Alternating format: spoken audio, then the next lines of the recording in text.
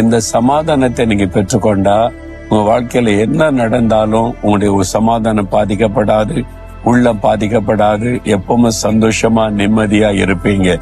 இதை நமக்கு தருவதற்கு தான் இயேசு சிலுவையிலே தன்னை பலியாய் கொடுத்தார். கொலோசியர் 1:20 சொல்லுகிறது, இயேசு சிலுவையில சிந்தின ரத்தத்தின் மூலம் நமக்கு சமாதானத்தை உண்டு பண்ணினார். சமாதான பிரபுவாக இயேசு உள்ளத்துல வந்துட்டா இந்த தேவ சமாதானம் நமக்குள்ள இருப்பதை உணர்ந்து கொள்ள முடியும். அவருக்கு இடம் கொடுத்திருக்கிறீங்களா?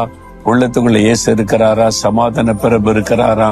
அப்படி இல்லைன்னா, ஆண்டவரே நீர் கொடுக்கிற ஆசீர்வாதத்திலே பெரிய ஆசீர்வாத சமாதானம், அந்த சமாதானம் எனக்கு வேணும், என் உள்ளத்துல வாங்கன்னு சொல்லுங்க. இயேசு உள்ளத்துல வருவார். தேவ சமாதானம் உள்ளத்தை ஆட்கொள்ளும்.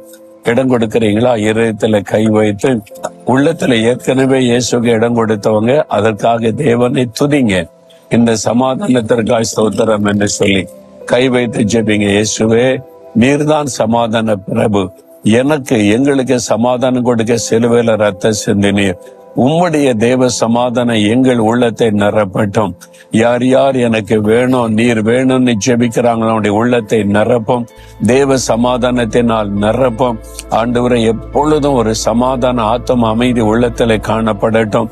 இன்றைக்கு சமாதான குறைவுகள் எல்லாம் உள்ளத்தை விட்டு விலகட்டும். இயேசு